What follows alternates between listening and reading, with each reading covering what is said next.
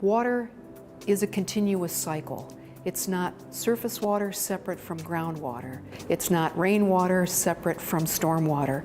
It's all integrated, it's all water. So what we do on the land is going to affect both surface and groundwater. So we really need to look at these as whole systems and not individual little pieces that are in separate boxes, because they are all connected.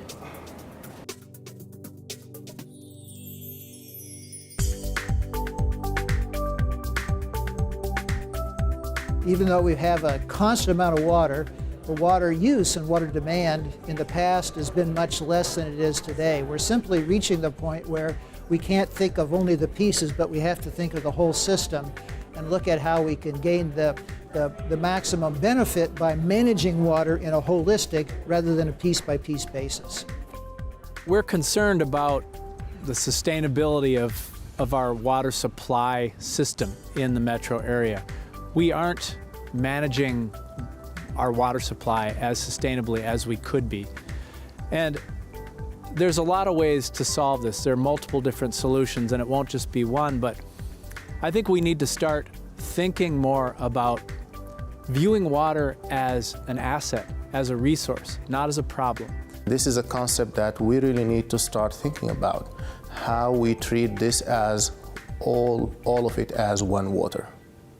Most people understand the basic natural water cycle pretty well. They understand that water evaporates from rivers, lakes, streams, and the ocean, condenses to form clouds, and then comes back to the earth as precipitation. I think what people don't understand is that natural cycle is not separate in any way from the water that we use. The water that we have now is all the water that we've ever had on the whole planet, and it's all the water that will ever be here. And the water that we use and reuse, the water that we pollute and the water that we clean, is all a part of the same natural hydrological cycle. We remove water from the hydrological cycle to use it, and then we clean it in our wastewater treatment plants, we release it back into the river, it becomes part of the natural cycle again.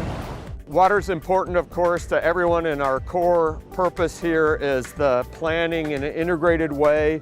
We collaborate with partners in cities, in state agencies, in the university, and in the private sector to try to make the best outcome that we can for the region and improve that over time. The metropolitan area is one of the few areas in the United States that has plenty of water. Although it's plenty, it's not limitless. The challenge is how to balance having enough plentiful, high-quality water supply, and at the same time being able to maintain our ecosystem, maintain our lakes, maintain our water features that provide the quality of life that define us as Minnesotans. We are extremely lucky in this state in particular, and in this country for sure, that we can turn on the tap and get fresh drinking water, and nobody blinks an eye. Why we want to look at this as a whole system is because water crosses all these boundaries. We monitor on streams in the metro area to understand how pollution moves from the landscape to the large rivers in our area. The pollution that runs off of our urban landscapes or agricultural landscapes flows through streams, eventually makes its way to the Mississippi River. The Mississippi River takes it all the way to the Gulf of Mexico, and it becomes part of the dead zone off of the coast of Louisiana. Our Twin Cities metro area pollution is directly connected to shrimp farmers in Louisiana.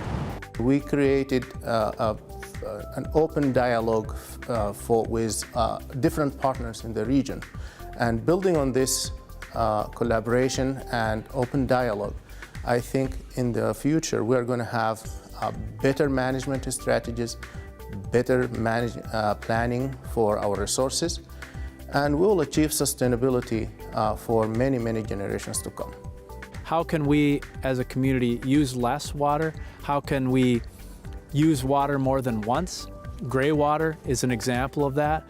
If you've got water that is used for washing dishes, or if you've got storm water that you can collect in your yard, maybe those things can be used for a different use, to water the plants or water the lawn.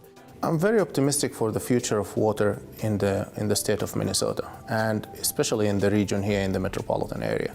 There is this excellence sense that you see in Minnesotans, that they want to do the right thing. They want to maintain the quality of life for many, many generations to come.